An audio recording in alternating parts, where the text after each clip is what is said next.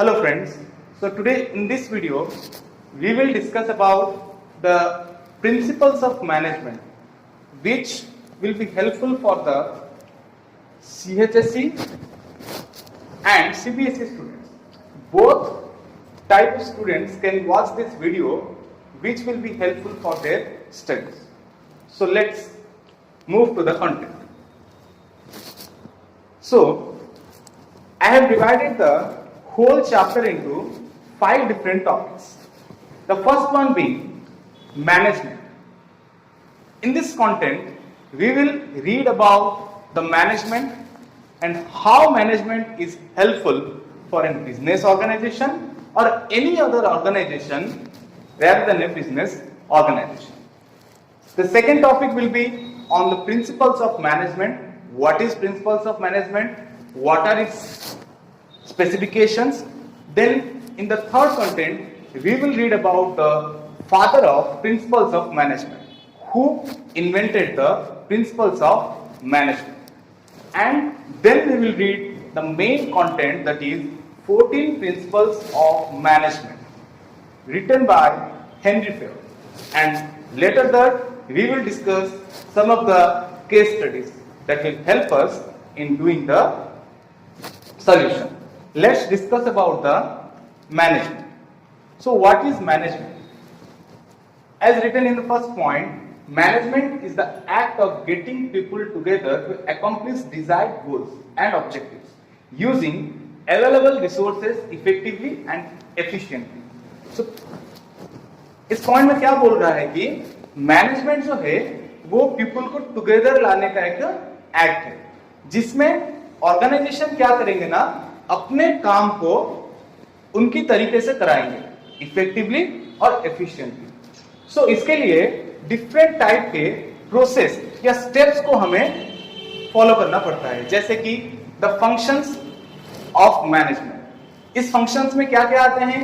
Planning, organising, staffing, directing and controlling, जो कि organisation को स्मूथली ऑपरेट करने के लिए हमें चाहिए। देन थर्ड पॉइंट देता है management use several different resources type with in management. तो बहुत सारे रिसोर्सेज को वे क्या करते हैं ना, अपने ऑर्गेनाइजेशन में यूज करते हैं, जैसे कि human resources, financial resources, technological resources and natural resources. ये सब रिसोर्सेज को ऑपरेट करने के लिए हमें मोस्टली क्या चाहिए ना, ह्यूमन रिसोर्स चाहिए, क्योंकि बाकी जो सारे रिसोर्सेज है वो सारे क्या है ना, एक नॉन लिविंग थिंग है। तो ह्यूमन रिसोर्स क्या करता है ना, ये सब रिसोर्सेज को ऑपरेट करता है। अब अगर चाहें तो ये सबको नोट करके भी रख सकते हैं, आपको पॉइंट वाइज दे दिया गया है, ठीक है। Let's move to the topic the principles of management, ठीक है। सो इसमें हम क्या देखते हैं कि प्रिंसिपल्स ऑफ मैनेजमेंट क्या है और उसका ओरिजिनेशन कब हुआ था, किसने किया था, वो सब चीजें हम इसमें देखेंगे। सो जो प्रिंसिपल्स ऑफ मैनेजमेंट है, इसमें क्या है ना, एक ग्रुप ऑफ पर्सन को एक जगह पर लाकर वो क्या करते हैं ना, डिफरेंट टाइप ऑफ थिंग्स को हैपनिंग कराते हैं। सो इसके लिए हम मैनेजमेंट एक इंडिविजुअल के लिए यूज कर सकते हैं, एक ग्रुप ऑफ पर्सन के लिए यूज कर सकते हैं, और फिर एक ऑर्गेनाइजेशन के लिए भी यूज कर सकते हैं। सो हर एक चीज में हमें क्या करना पड़ेगा कि प्लानिंग करना पड़ेगा, ऑर्गेनाइजिंग करना पड़ेगा और डिफरेंट बेसिस को कंट्रोल भी करना पड़ेगा। तो बेसिस को कंट्रोल करने के लिए हमें डिफरेंट टाइप के एलिमेंट्स की जरूरत पड़ेंगे, जैसे कि people, material, machines, methods, money and market. ये सारी चीजों को अगर हम कोऑर्डिनेट करके, कंट्रोल करके हम ऑपरेट करते हैं, तभी जाके क्या हो पाएगा ना, स्मूथ मैनेजमेंट सिस्टम क्रिएट हो पाएगा, ठीक है। तो ये जो प्रिंसिपल्स ऑफ मैनेजमेंट था, इसका फंडामेंटल नोशन या फिर इसका बिगिनिंग किसने किया था? एक फ्रेंच थ्योरिस्ट थे, मैनेजमेंट थ्योरिस्ट, हेनरी फेयोल, जिन्होंने ये शुरू किया था। तो उन्होंने POLC करके एक मेथड था, उसको थोड़ा चेंज करके उन्होंने ये प्रिंसिपल्स ऑफ मैनेजमेंट का फ्रेमवर्क तैयार किया था। POLC का मतलब क्या है? प्लानिंग, ऑर्गेनाइजिंग, लीडिंग, कंट्रोलिंग, ठीक है। ये चार चीज को लेके उन्होंने क्या किया ना, थोड़ा बहुत चेंज करके अपना प्रिंसिपल्स ऑफ मैनेजमेंट का थ्योरी क्रिएट की। Now we will discuss about the father of principles of management. Who was he? How did he invented the principles of management. Okay, so Henry Fayol को modern management theory का father भी माना जाता है। क्यों? क्योंकि उन्होंने इसको इस तरह से तैयार किया है कि वो जनरल थियरी को हम हर किसी फील्ड में, हर एक डिपार्टमेंट में यूज कर सकते हैं। ना उसका कोई लिमिटेशन है, ना उसको किसी जगह पर हम यूज नहीं कर सकते हैं। हर एक जगह पर हम क्या कर सकते हैं ना, उसको यूज कर सकते हैं। ठीक है, उसके साथ वो जो फेल उन्होंने किया था, उसमें क्या था ना, थोड़ा इंटरनल एक्टिविटीज के ऊपर उन्होंने ज्यादा ध्यान दिया था। इंटरनल एक्टिविटीज मींस टू, जो लोअर लेवल के लोग थे उनके ऊपर उन्होंने ज्यादा ध्यान दिया था। और उन्होंने एक बुक भी पब्लिश किया था जो कि 1916 में पब्लिश हुआ था, और वो बुक का नाम था जनरल एंड इंडस्ट्रियल मैनेजमेंट, जो कि एक रिसर्च पेपर था किसके ऊपर, मैनेजमेंट के ऊपर। तो अभी हम शुरू करते हैं 14 प्रिंसिपल्स ऑफ मैनेजमेंट, जिसमें हमने जो 14 प्रिंसिपल्स दिया गया है हेनरी फेयोल के द्वारा, उसको स्टडी करेंगे। उसके बाद उसके केस स्टडी के ऊपर भी हम थोड़ा थोड़ा देखेंगे। ठीक है, सो पहला जो प्रिंसिपल है वो क्या है, डिवीजन ऑफ वर्क, और उसको हम बोल सकते हैं स्पेशलाइजेशन, प्रिंसिपल ऑफ स्पेशलाइजेशन भी बोल सकते हैं। तो ये डिवीजन ऑफ वर्क में क्या किया जाता है, पॉइंट वाइज दे दिया गया है, आप देख सकते हैं। ठीक है, कि फर्स्ट पॉइंट क्या दिया है, in practice employees are specialised in different areas and they have different skills. तो हर एक एम्प्लॉय का अपना खुद का एक डिफरेंट स्किल है और वो एक अलग एरिया में एक्सपर्ट होता है। तो अगर हम उसको वो काम करने के लिए देते हैं तो वो इजीली वो काम भी कर पाएगा और हमें वो उससे काम कलेक्ट करने में भी ऑर्गेनाइजेशन को आसानी होगी। तो different levels of expertise can be distinguished with the knowledge areas. तो किसी का फिजिकल नॉलेज अच्छा रहता है, किसी का मेंटल नॉलेज अच्छा रहता है, तो वो नॉलेज को हमको क्या करना चाहिए ना, अच्छे तरह से पहचानना चाहिए, फिर हम उस नॉलेज के बेसिस पर उनको काम देना चाहिए। थर्ड पॉइंट क्या बोलता है, personal and professional development support. So अभी अगर हम एक एम्प्लॉय का बेनिफिट करते हैं तो उसका पर्सनल बेनिफिट भी हो सकता है और प्रोफेशनल बेनिफिट भी हो सकता है। प्रोफेशनल कैसे हो सकता है कि उसको प्रमोशन मिल सकता है, उसका वर्क एथिक इंप्रूव हो सकता है और पर्सनली वो ग्रो कर सकता है। फोर्थ पॉइंट क्या बोलता है कि according to Henry Fayol, specialisation promotes efficiency of the workforce and increase productivity. Efficiency means क्या है कि एफिशिएंसी मतलब जो कि एक इंडिविजुअल का इन टाइम करेक्टली काम कंप्लीट करना होता है। ठीक है, तो उसके लिए हमें क्या करना पड़ेगा कि स्पेशलाइजेशन को फॉलो कर सकते हैं। ठीक है, in addition the specialisation of the workforce increase the accuracy and speed. तो वो जो काम एक नॉर्मल बंदा धीरे धीरे करेगा, जो एक्सपर्ट है या फिर जो उस काम में पूरा माहिर है, वो क्या कर सकते हैं ना, उसको जल्दी भी कर सकते हैं और करेक्टली कर सकते हैं। उससे एक्यूरेसी भी इंक्रीज होगा और उसका स्पीड भी बढ़ जाएगा। फिर लास्ट बोलते हैं कि this management principle of the 14 principle of management is applicable to both technical and managerial activities. तो ये जो प्रिंसिपल ऑफ मैनेजमेंट है, ये हम टेक्निकल के लिए भी यूज कर सकते हैं और मैनेजरियल एक्टिविटीज के लिए भी यूज कर सकते हैं। अभी हम देखेंगे दूसरे प्रिंसिपल के बारे में। जो सेकंड प्रिंसिपल है हमारा, parity between authority and responsibility. ये जो प्रिंसिपल है, ये क्या बोलते हैं कि हेनरी फेयोल इसमें पहला पॉइंट क्या दिया, देखिए कि in order to get things done in an organisation, management has the authority to give orders to the employees. अभी हम एम्प्लॉय को ऑर्डर देंगे, अगर हमारे पास पावर नहीं होगा तो ऑर्डर नहीं दे पाएंगे। तो इसके लिए रेस्पॉन्सिबिलिटी के साथ अथॉरिटी एक मस्ट चीज हो जाता है कि विदाउट अथॉरिटी रेस्पॉन्सिबिलिटी कोई काम का नहीं है। ठीक है, तो दूसरे में क्या बोलते हैं कि अगर अथॉरिटी होगा, सेकंड पॉइंट में according to Henry Fayol the accompanying power of authority gives the management the right to give order to the subordinate. अगर उनके पास पावर होगा तो वो जो भी रेस्पॉन्सिबिलिटी उनको दिया गया है उसके अकॉर्डिंग वो क्या कर सकते हैं ना, उनके सबऑर्डिनेट्स को ऑर्डर कर सकते हैं। ठीक है, फिर तीसरा पॉइंट क्या बोलता है कि responsibility can be traced by from performance and it is therefore necessary to make agreement about this. तो जिसको भी जो रेस्पॉन्सिबिलिटी हम देते हैं उसको एक टारगेट देना चाहिए। टारगेट देने से क्या होगा कि वो उस टारगेट को मीट कर पा रहा है या नहीं, हमें उसके काम से मालूम चल जाएगा। अगर उसको कोई भी टारगेट नहीं देते हैं तो वो रिस्पॉन्सिबिलिटी उन्होंने फुलफिल किया या नहीं किया ये हमें मालूम नहीं पड़ता। ठीक है, तो हम ये बोल सकते हैं कि अगर एक हम कॉइन को लेते हैं तो कॉइन के दो साइड है, अथॉरिटी एंड रिस्पॉन्सिबिलिटी। दोनों दूसरे के अलावा कोई भी मायने नहीं रखते हैं। तो ये एक कॉइन के दो साइड भी है, अथॉरिटी एंड रिस्पॉन्सिबिलिटी। ठीक है, सो अभी हम जाएंगे थर्ड प्रिंसिपल की ओर। थर्ड प्रिंसिपल क्या है? Principle of discipline. ठीक है, प्रिंसिपल ऑफ डिसिप्लिन में क्या बोला जाता है कि हम ऑर्गेनाइजेशन के कुछ ऐसी चीजों पर फोकस करें जिससे हमारा पर्सनल और ऑर्गेनाइजेशन दोनों का बेनिफिट। इसके लिए क्या बोला गया है कि the third principle of 14 principles of management is about obedience. Obedience मतलब जो भी रूल्स रेगुलेशन है, जो भी सिस्टम्स क्रिएट किया गया है, हमें उसे step by step accurately follow करना चाहिए। ठीक है, so it is often a part of the core value of mission and vision.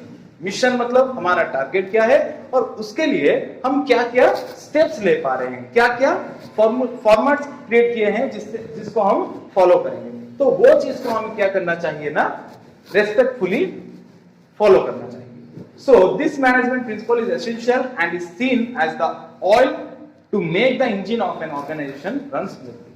तो ये एक ऑयल की तरह काम करता है। मैनेजमेंट के इंजन में ये एक ऑयल की तरह काम करता है जो कि मैनेजमेंट को स्मूथनेस प्रोवाइड करता है। जैसे कि इंजन में अगर हम ऑयल डाल दें तो इंजन क्या होता है, पूरा स्मूथ हो जाता है, फ्रीली फ्लो होता है। उसी तरह एक ऑर्गेनाइजेशन में जो डिसिप्लिन है वो क्या करता है ना, एक स्मूथनेस ला देता है जिससे ऑर्गेनाइजेशन इजीली अपने गोल को अचीव कर पाता है। सो अभी हम देखते हैं फोर्थ प्रिंसिपल जो कि है unity of command. So unity of command में क्या बोला जा रहा है कि मैनेजमेंट में यूनिटी ऑफ कमांड रहना बहुत जरूरी है कि जिसमें एक सबऑर्डिनेट एक ही बॉस से ऑर्डर रिसीव करे। अगर वो बहुत सारे बॉसेस से ऑर्डर रिसीव करता है तो प्रॉब्लम क्या होगा ना, उसके मन में कॉन्फ्लिक्ट क्रिएट होगा और वो काम करने में उसको दिक्कत होगा। लेकिन अगर एक ही बॉस से वो ऑर्डर रिसीव करता है तो उसको बेनिफिट क्या होगा ना, वो इजीली काम ऑपरेट भी कर पाएगा और इन टाइम काम कंप्लीट भी कर पाएगा। सो इस प्रिंसिपल को यूज करके हम जो रेस्पॉन्सिबिलिटी का मिस्टेक है उसको क्या कर सकते हैं ना, रेक्टिफाई कर सकते हैं। ठीक है, फिर अभी हम चलते हैं फिफ्थ प्रिंसिपल की ओर जो कि है unity of direction. So unity of direction और यूनिटी ऑफ कमांड में बहुत कम अंतर रहता है। यूनिटी ऑफ कमांड में हमने क्या देखा कि एक बॉस और एक ही सबऑर्डिनेट रहता था, लेकिन यूनिटी ऑफ डायरेक्शन में वन बॉस और मेनी सबऑर्डिनेट रहेंगे। मतलब कि एक ग्रुप ऑफ पर्सन को एक ही बॉस क्या करेंगे ना, ऑर्डर करेंगे। तो this management principle of the 14 principles of management is all about focus and unity. मतलब एक यूनिट के तरह, एक ग्रुप के तरह हर एक पर्सन इस बॉस के ऑर्डर को फॉलो करेंगे और जो भी उनका टारगेट होगा उसको फुलफिल करेंगे। ठीक है, तो all activities must be carried out by one group that forms a team. तो एक पर्टिकुलर टीम, उनका एक लीडर होगा जो कि उनको ऑर्डर देता होगा और वो ऑर्डर को वो फुलफिल करेंगे। सो इसमें फोकस किस पर रहता है, कोऑर्डिनेशन के ऊपर, ग्रुप एफर्ट के ऊपर, rather than an individual performance। Individual performance से ज्यादा इस पर, यहाँ पर किसके ऊपर ध्यान दिया जाता है कि ग्रुप कोऑर्डिनेशन और ग्रुप एफर्ट। ठीक है, तो ये अभी हम देखते हैं sixth number principle. Sixth number principle क्या है, subordination of individual interest into general interest. क्या बोलते हैं ये प्रिंसिपल कि सबऑर्डिनेशन मतलब चेंज। हम एक ही इंडिविजुअल के ऊपर फोकस ना करते हुए जो ऑर्गेनाइजेशन के हर एक इंडिविजुअल के लिए सुइटेबल है उसको हमें क्या करना चाहिए ना, एडॉप्ट करना चाहिए। सो फेल इसमें क्या इंडिकेट करते हैं, Fayol indicates the personal interest and subordinate to the interest of the organisation. मतलब ऑर्गेनाइजेशन के हर एक पर्सन के लिए जो अच्छा है उसको हमें फॉलो करना चाहिए, रेदर देन एक पर्टिकुलर इंडिविजुअल के ऊपर फोकस ना करते हुए। जैसे कि आप फोटो में देख सकते हैं कि एक ही पर्सन के ऊपर हम कॉन्स्टेंटली फोकस ना करते हुए हर एक पर्सन के ऊपर हमें फोकस करना चाहिए। ठीक है, और क्या बोला जा रहा है the primary focus is on the organization objectives and not on those of the individual. एक इंडिविजुअल क्या कर रहा है इस फंक्शन में नहीं देखा जाता है, इसमें क्या देखा जाता है कि ऑर्गेनाइजेशन कैसे परफॉर्म कर रहा है, अगर ऑर्गेनाइजेशन ठीक से परफॉर्म कर रहा है तो ये चीज भी ठीक है. So this applies to all levels of entire organization including the manager. तो ये जो सिस्टम है ये हर एक ऑर्गेनाइजेशन के हर एक लेवल के लिए एप्लीकेबल है और हर एक लेवल में हम इसको यूज कर सकते हैं. ठीक है. सो अभी हम जाते हैं सेवेंथ प्रिंसिपल की ओर, जो कि है हमारा रेम्युनरेशन. क्या बोला जाता है रेम्युनरेशन में कि रेम्युनरेशन में जो जितना काम करेगा उसके हिसाब से उसको पैसा मिलेगा. देखो पहला पॉइंट क्या बोला गया है, motivation and productivity are close to one another as far as the smooth running of the organization is concerned. मतलब मोटिवेशन और प्रोडक्टिविटी, जो जितना मोटिवेटेड होगा वो उतना ही डेडिकेटेडली काम करेगा और प्रोडक्टिविटी भी उतना हमें मिल पाएगा. लेकिन अगर ठीक तरह से रेम्युनरेशन नहीं मिल रहा है उसके काम के मुताबिक, तो वो क्या करेगा ना, अच्छी तरीके से काम में इंटरेस्ट नहीं ला पाएगा. तो एफिशिएंट काम करने के लिए उसको क्या चाहिए ना, मोटिवेटेड भी होकर रहना चाहिए और प्रोडक्टिविटी भी अच्छा रहना चाहिए. So there are two types of remuneration, namely non monetary और एक है मॉनिटरी. नॉन मॉनिटरी में क्या किया जाता है, कॉम्प्लीमेंट, किसी को एक प्रेज करना, मोर रिस्पॉन्सिबिलिटी, उसको ज्यादा काम देना, रिस्पॉन्सिबल काम देना, और क्रेडिट, जो कर रहा है उसका पूरा श्रेय उसको जाना चाहिए. उससे क्या होगा ना, वो मोटिवेटेड होगा. मॉनिटरी बेनिफिट्स क्या होता है, जैसे कि कंपनसेशन, अगर मान लो कि कोई काम वो कर रहा है उसमें उसको थोड़ा छूट मिल जाएगा, फिर बोनस और अदर फाइनेंशियल कंपनसेशन जो कि उसको पर्सनल लाइफ में हेल्प करेगा.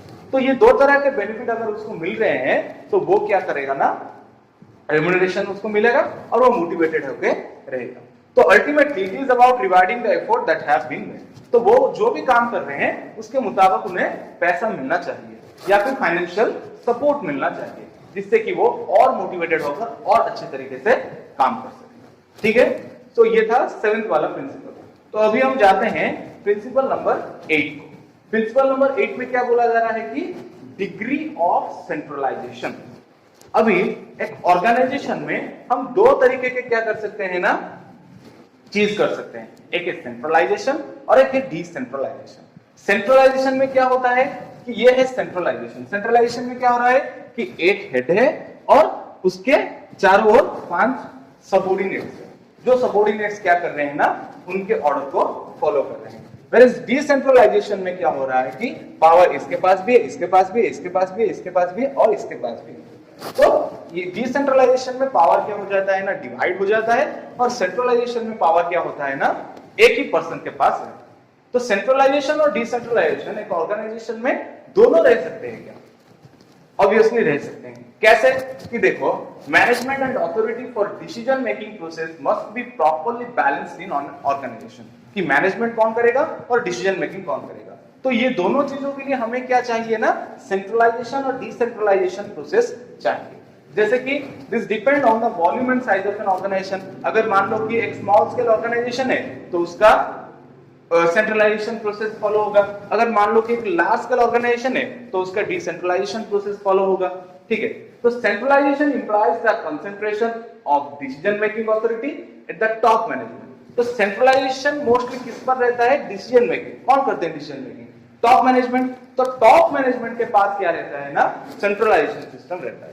और जो मिडिल लेवल है या फिर लोअर लेवल है, वहां पर डिसेंट्रलाइजेशन प्रोसेस को क्या किया जाता है ना, फॉलो किया जाता है. जिससे कि क्या होता है कि काम आसानी से हो पाता है और वहां पर बहुत सारे अलग अलग तरीके का काम रहता है. तो डिसेंट्रलाइजेशन फॉलो करने से ही वो अच्छा रहता है और एक बैलेंस क्रिएट करता है अथॉरिटी और रिस्पॉन्सिबिलिटी के अंदर. ठीक है. So Henry Fell indicates that an organization should strive for a good balance in this. तो सेंट्रलाइजेशन और डिसेंट्रलाइजेशन में अगर हम एक बैलेंस क्रिएट कर सकते हैं तो वो ऑर्गेनाइजेशन को मैक्सिमम बेनिफिट दे सकता है उस पर्टिकुलर स्टेट में. ठीक है. सो अभी चलते हैं हम नेक्स्ट प्रिंसिपल की ओर. नेक्स्ट प्रिंसिपल क्या है कि प्रिंसिपल ऑफ स्केलर चेन. ये एक मोस्ट इंपोर्टेंट प्रिंसिपल है. इसको अच्छे तरीके से समझो, ठीक है। तो प्रिंसिपल ऑफ स्केलर चेन में जैसे कि आप डायग्राम में देख सकते हो, यहां पर क्या दिया है कि इसको हम कहते हैं गैंग प्लान, ठीक है। ये जो डायग्राम है गैंग प्लान, इसमें क्या होता है, दो तरह के कम्युनिकेशन रहते हैं, एक है अपवर्ड कम्युनिकेशन और एक है डाउनवर्ड कम्युनिकेशन। इसमें जो Z5E 4D 3C 2B 1A है, ये सब क्या है ना, एक एक पर्सन है।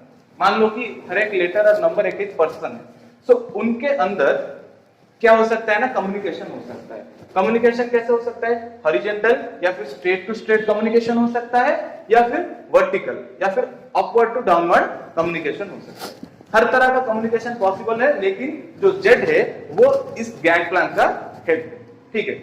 और बाकी सारे जो है उसके सबऑर्डिनेट है, लेकिन 1 का हेड होता है 2, 2 का हेड होता है 3, 3 का हेड होता है 4, 4 का हेड होता है 5 और 5 का अल्टीमेटली होता है जेड। ऐसे यहाँ पर ए का हेड होता है बी, बी का सी, सी का डी, डी का ई और ई का जेड।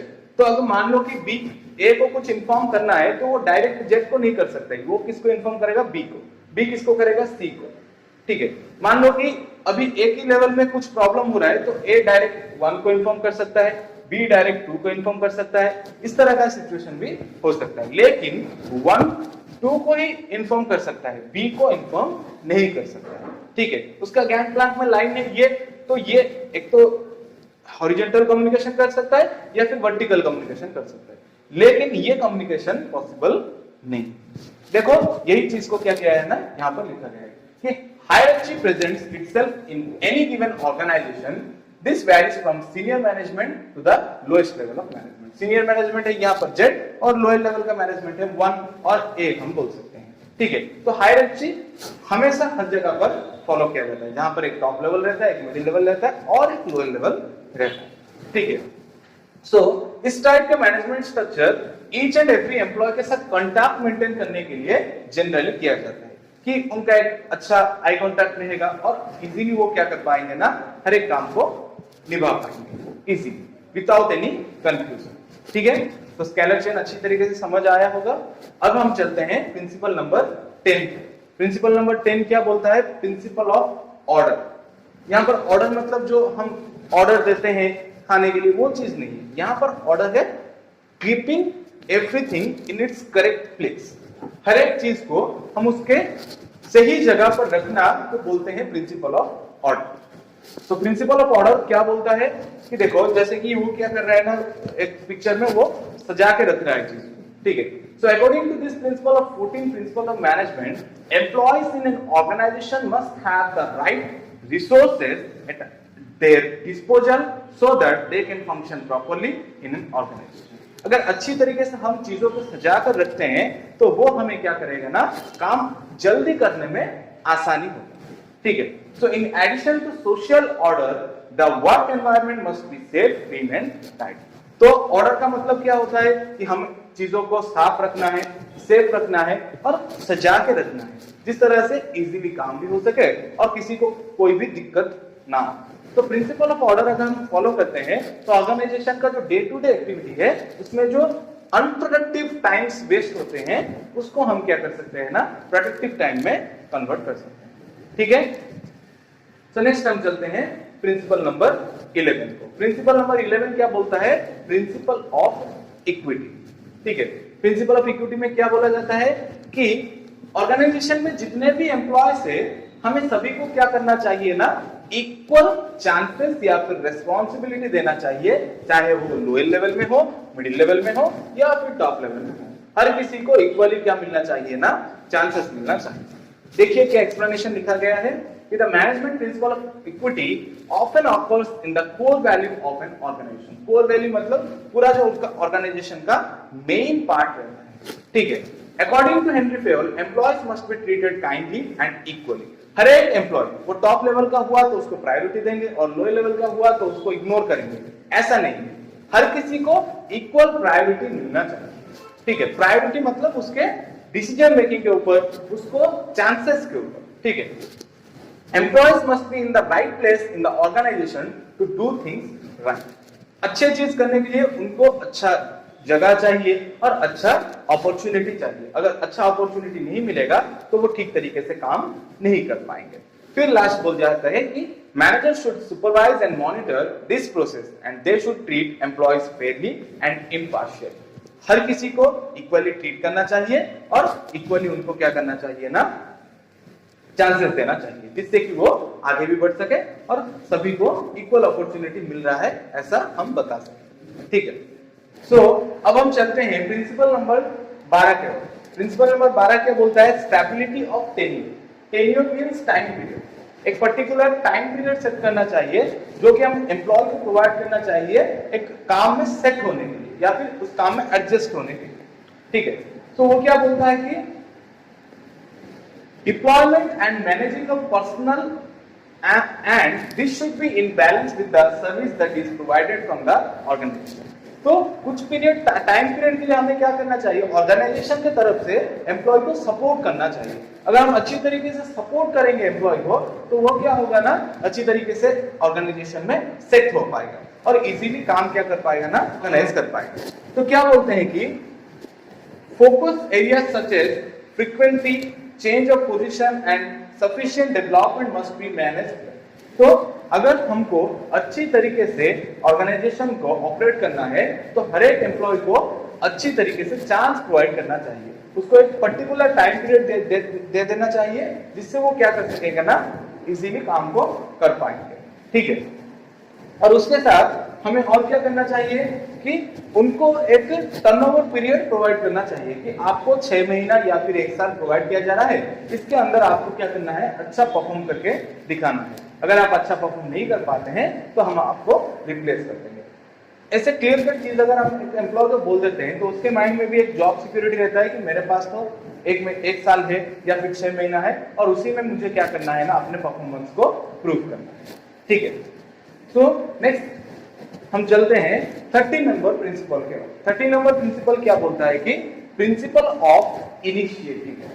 मोस्ट इंपोर्टेंट थिंग है, इनिशिएटिव मींस न्यूनेस। अगर न्यूनेस ही नहीं होगा तो एक ऑर्गेनाइजेशन में अच्छा नहीं लगेगा काम करने के लिए। तो इनिशिएटिव के लिए हमें क्या करना चाहिए कि जो दूसरे लोग फॉलो कर रहे हैं उससे थोड़ा अलग हटके कुछ करना चाहिए जिससे कि हमें हेल्पफुल होगा। कैसे कि Henry fail argued that with this management principle employees should be allowed to express new ideas। हर एक एम्प्लॉय को हम तुम क्या सोचते हो, तुम क्या सोच रहे हो, तुम क्या सोच रहे हो, एक न्यू इनिशिएटिव या फिर उनसे एक न्यू आइडिया लेना चाहिए। ऐसा नहीं कि वो घिसा पिटा आइडिया जो पहले से चल रहा था उसी को ही हम फॉलो करते रहेंगे।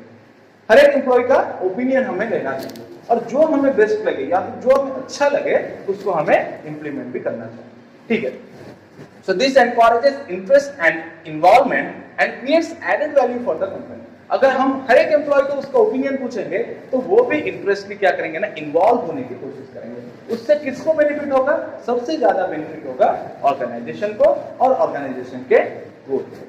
तो employees initiative are a source of strength for the organisation according to Henry Fayol. अगर हर एक एम्प्लॉय को हम क्या करेंगे ना, पार्टिसिपेट करने के लिए बोलेंगे तो वो अच्छी तरीके से और सोच के काम को करने लगेंगे और उसका बेनिफिट डायरेक्टली मिलेगा ऑर्गेनाइजेशन को। ठीक है, so this encourages the employee to be involved and interested. तो वो हर एक सिचुएशन को अपनी तरीके से सोचेंगे और अपनी तरीके से रिप्रेजेंट करेंगे, तो उससे हर एक को बेनिफिट होना शुरू हो जाएगा। ठीक है, तो अभी हम चलते हैं लास्ट प्रिंसिपल के और जो कि है स्पिरिट डी क्लॉज।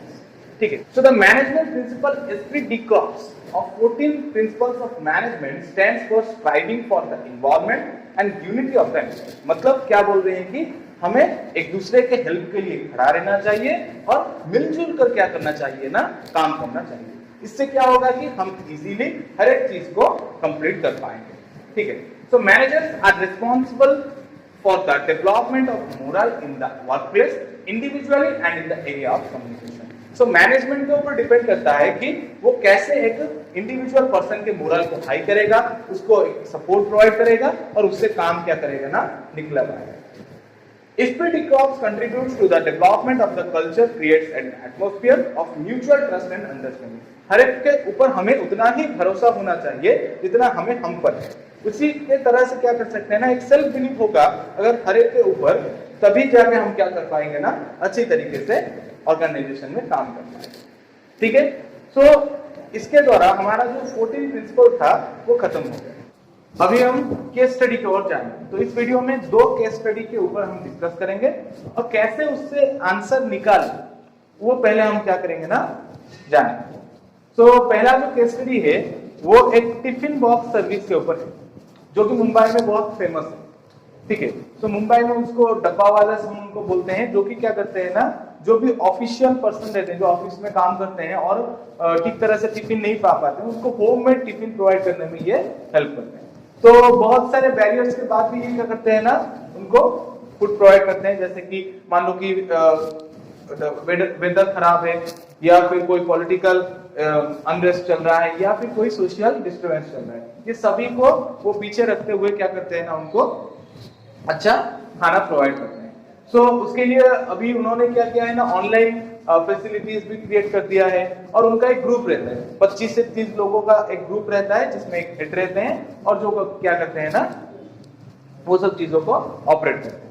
ठीक है, सो उनके जो बिजनेस मेथड को देखते हुए टॉप मैनेजमेंट स्कूल ने उनको उनके स्कूल में बुलाया था कुछ चीजें प्रेजेंट करने के लिए कि वे कैसे इतने सारे लोगों को इजीली फूड प्रोवाइड कर पाते हैं। ठीक है, उसके साथ उन्होंने अब एक नया इनिशिएटिव भी क्रिएट किया था कि जो भी खाना बच जाए वो क्या करेंगे, उसमें वो डब्बे में एक रेड कलर का स्टिकर लगाकर वो जो स्लम एरिया के बच्चे हैं उनको प्रोवाइड करें। ठीक है, सो अभी हमारा क्वेश्चन ये है कि 2 क्वेश्चन पूछा गया है कि पहला, state any one principle of management given by Fayol and one characteristics of management mentioned in the above case.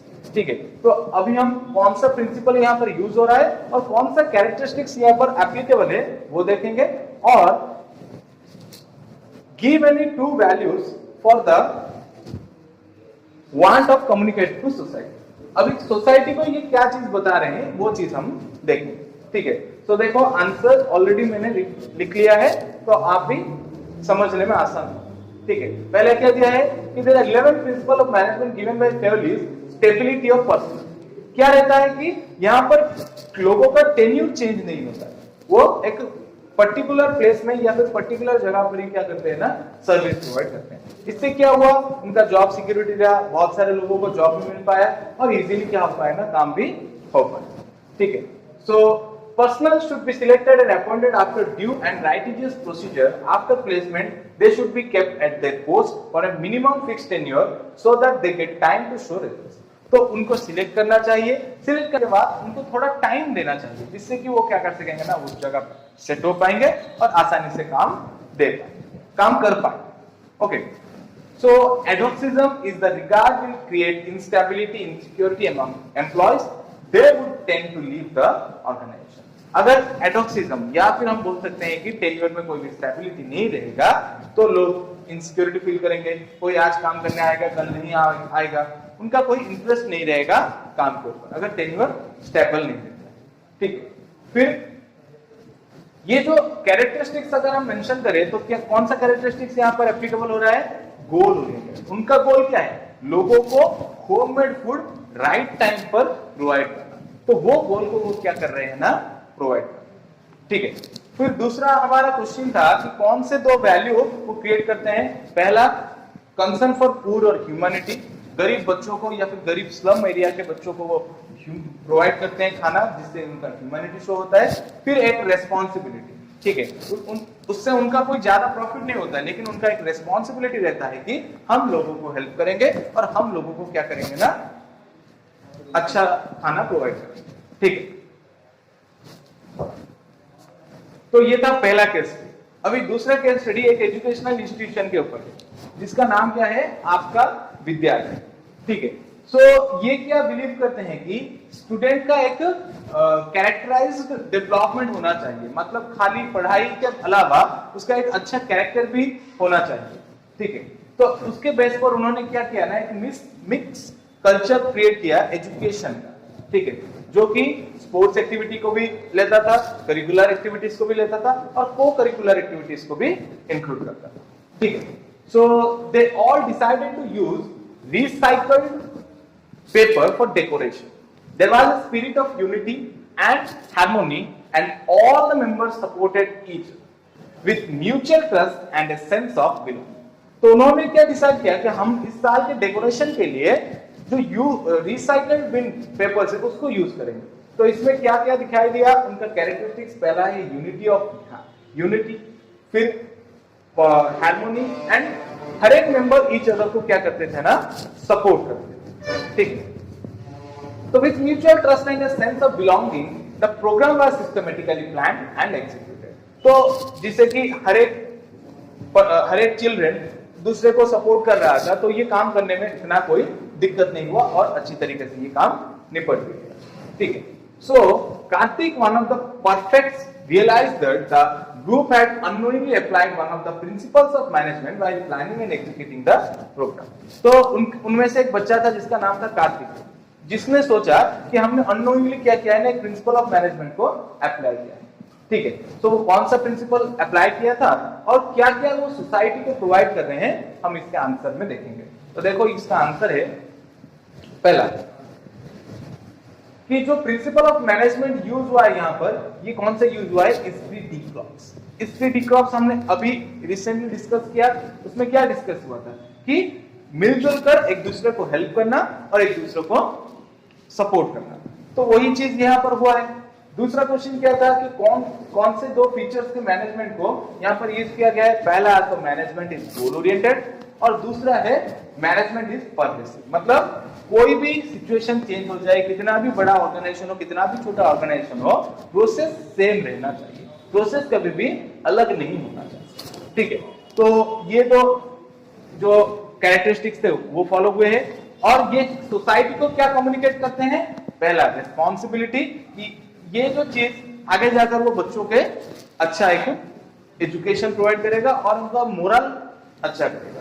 दूसरा क्या है, सस्टेनेबल डेवलपमेंट, कि उनका स्टेप बाय स्टेप क्या हो रहा है ना, धीरे धीरे डेवलपमेंट हो रहा है फॉर डिफरेंट थिंग्स। जैसे कि हम बोल सकते हैं डिफरेंट थिंग्स में बहुत सारे अच्छे चीज करने के लिए उनको एक वे मिल रहा है और वो स्टेप बाय स्टेप उसमें इंप्रूव भी कर रहे हैं, ठीक है। सो इसके द्वारा हमारा ये जो वीडियो है कंप्लीट होता है, ठीक है। सो अगर कुछ भी आपको समझ में ना आए तो आप कमेंट में बता सकते हैं हमें और हम उसके ऊपर आपको सजेशन भी दे सकते हैं। और अगर आपको और कोई दूसरे टॉपिक के ऊपर वीडियो चाहिए तो आप कमेंट बॉक्स में लिख सकते हैं, ठीक है।